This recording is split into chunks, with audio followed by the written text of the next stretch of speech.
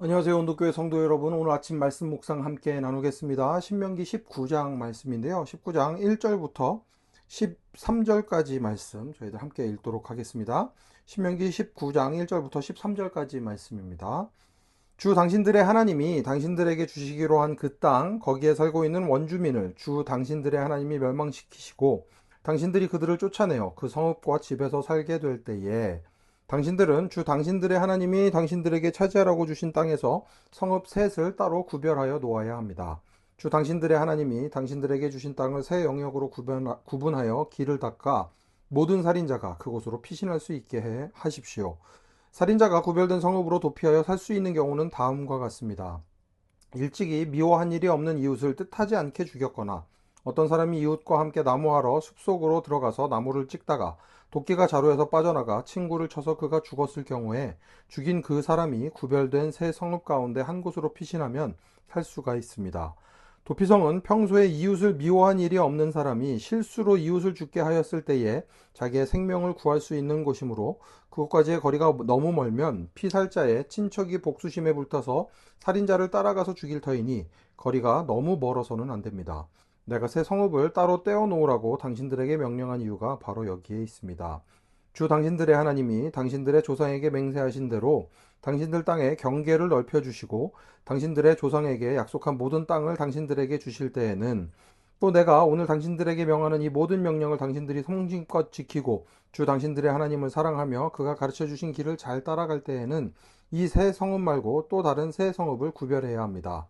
그리하여 주 당신들의 하나님이 당신들에게 유산으로 주신 땅에서는 죄 없는 사람이 살인죄를 지고 죽는 일이 없도록 하여야 합니다.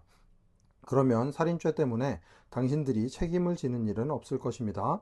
그러나 어떤 사람이 그의 이웃을 미워하여서 해치려고 숨었다가 일어나 이웃을 덮쳐서 그 생명에 치명상을 입혀 죽게 하고 이 여러 성읍 가운데 한 곳으로 피신하면 그가 살던 성읍의 장로들이 사람을 보내어 그를 거기에서 붙잡아다가 복수자의 손에 넘겨주어 죽이게 하여야 합니다.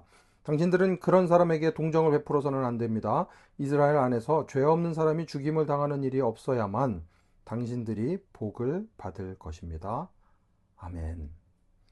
도피성에 대한 부분을 저희들이 함께 읽고 있습니다. 모세가 이제 명하는 것 중에 한 가지가 무엇이었는가 하면 하나님께서 당신들을 그 약속된 땅으로 들어가게 해주셨을 때, 그 약속된 땅에 자리를 잡게 되었을 때 당신들은 하나님이 당신에게 차지하라고 주신 땅에서 성읍 셋을 따로 구별하십시오. 한 성읍만 해놓으면 거리가 너무 멀어서 오다가 또 이제 억울한 또 죽음을 당할 일이 있을 수 있으니까 세 군데의 성읍을 정해서 최대한 빨리 피신할 수 있도록 도피성을 정해 놓아라 라고 이야기를 합니다. 그런데 아무나 다 도피성에 피한다고 해서 그냥 구원을 받을 수 있는 것은 아니었습니다.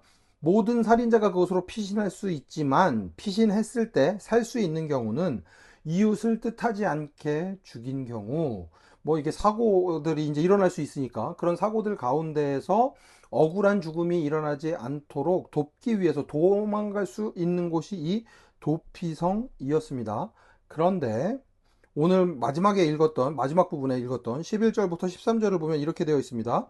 그의 이웃을 미워하여서 해치려고 숨었다가 일어나 이웃을 덮쳐서 그 생명에 치명상을 입혀 죽게 하고 이 여러 성읍 가운데 한 곳으로 피신하면, 미워한다는 것 자체가, 형제를 미워하는 사람은 이미 살인한 사람이라고 예수님께서도 말씀하셨습니다. 미워하는 마음이 있기 때문에 결국은 그것이 행동으로 이어지게 되면 살인까지도 갈 수 있다라는 말씀이셨던 거죠. 그러니 이 모든 것들을 계획하고 그 이웃을 해치기 위한 일, 그리고 나서 그 생명을 빼앗는 일까지 벌어진다고 하면, 생명의 주인은 하나님이신데 그 생명을 빼앗는 일이 벌어진다고 하면 그것에 대해서는 그 사람들이 그 일을 벌인 사람이 책임을 져야 한다라고 이야기를 합니다. 그 공동체를 지키기 위해서 이런 사람에게는 동정을 베풀지 않고, 죄 없는 사람이 죽임을 당하는 일이 없어야 하지만 죄 있는 사람이 풀려나는 일도 없어야 한다라고 하나님께서 모세를 통해 말씀해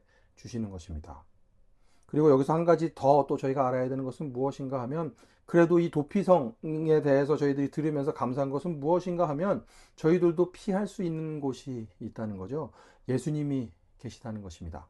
예수님이 계시기 때문에 예수님에게로 저희들이 피할 수 있습니다. 하지만 피하는 것에서 끝나는 것이 아니라 회개하여 우리의 삶의 자리에서 돌이켜 하나님 앞으로, 하나님의 방법으로, 하나님이 원하시는 그 삶의 길로 걸어갈 수 있어야 합니다.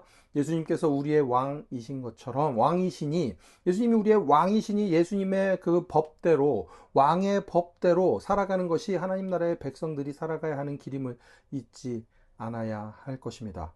예수님께서 우리의 도피성 되시지만 그와 동시에 또 그 도피성으로 피한 우리들은 그 나라의 백성답게, 예수님의 백성답게 살아갈 의무가 또한 있음을 잊지 않을 수 있으면 좋겠습니다. 이 두 가지 밸런스를 잘 맞추어서 하나님이 원하시는 하나님 나라의 백성답게 살아가는 여러분 되시기를 간절히 축원합니다. 기도하겠습니다. 하나님 아버지 감사합니다. 주님, 저희를 구원해 주시고 저희의 피할 곳이 되어 주시고 또한 저희로 하여금 새로운 삶을 살아갈 수 있는 기회를 주시니 감사합니다. 하나님 나라의 백성답게, 하나님 나라의 방식으로, 하나님이 원하시는 그 삶의 방식으로 살아가는 저희들 되게 하여 주시옵소서. 그리하여 하나님 나라가 우리를 통해 또 다른 이들에게, 하나님을 모르는 이들에게 전해지는 놀라운 역사가 일어나게 하여 주시옵소서. 모든 말씀 예수님 이름으로 기도합니다. 아멘. 오늘도 하나님 뜻대로 살아가기 위해 애쓰는 모든 온도교회 성도 여러분, 샬롬입니다.